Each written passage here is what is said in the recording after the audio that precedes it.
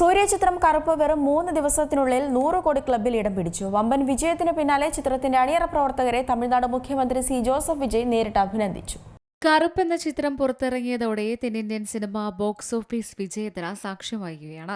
സൂര്യൻ ദൃശ്യം ഒന്നിച്ച് അഭിനയിച്ച ചിത്രം ആദ്യ ദിവസം മുതൽ തന്നെ തിയേറ്ററുകളിലേക്ക് പ്രേക്ഷകരെ ആകർഷിക്കുന്നുണ്ട്.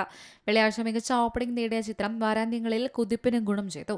ചിത്രം ലോകമെമ്പാടുമായി 140 കോടിയിലധികം രൂപ നേടി. വിദേശ രാജ്യങ്ങളിലും കറുപ്പ് മികച്ച പ്രകടനം കാഴ്ചവെച്ചു. മെയ് 18-ന് ചിത്രം അന്താരാഷ്ട്ര തലത്തിൽ 4 കോടി രൂപ നേടി. ഇതുവരെ വിദേശത്ത് നിന്ന് മാത്രം 46 കോടി രൂപയാണ് കളക്ഷൻ നേടിയത്. ആർജി ബാലാജി സംവിധാനം ചെയ്ത ചിത്രം ഒരു അച്ഛന്റെയും മകളുടെയും കഥയാണ് പറയുന്നത്. 2 മണിക്കൂർ 32 മിനിറ്റ് ദൈർഘ്യമുണ്ട് സിനിമയ്ക്ക്. കറുപ്പിൽ സൂര്യ, തൃഷ കൃഷ്ണൻ എന്നിവരെ കൂടാതെ യോഗി ബാബു, ജാഫർ സാദിഖ്, മൻസൂർ അലി ഖാൻ, ഇന്ദ്രൻസ എന്നിവരും മറ്റു പ്രധാന കഥാപാത്രങ്ങളെ അവതരിപ്പിക്കുന്നുണ്ട്. ചിത്രത്തിൽ സായി അഭിയങ്കർ സംഗീതവും GK വിഷ്ണു ഛായാഗ്രഹണവും അൻബരേവ് സ്റ്റണ്ട് കൊറിയോഗ്രഫിയും നിർവഹിച്ചിരിക്കുന്നു. മെയ് 14-ന് ചിത്രം തിയേറ്ററുകളിൽ റിലീസ് ചെയ്യാൻ തീരുമാനിച്ചിരുന്നു. എന്നാൽ സാമ്പത്തിക പ്രശ്നങ്ങൾ കാരണം ഷോകൾ റദ്ദാക്കിയതിനെ തുടർന്ന് ഒരു ദിവസം വൈകിയാണ് ചിത്രത്തിന് റിലീസ് ഉണ്ടായത്. ചിത്രം ആയുഷ്മാൻ ഖുറാനയുടെ പതി പത്നി ഓർ വോ 2, സഞ്ജയ് ദത്ത കേന്ദ്ര കഥാപാത്രമാകുന്ന അഖരി സവാൽ എന്നീ 2 ബോളിവുഡ് ചിത്രങ്ങളുടെയും കടുത്ത ബോക്സ് ഓഫീസ് മത്സരത്തെ അതിജീവിച്ചാണ് ഈ നേട്ടം കൈവരിച്ചത്.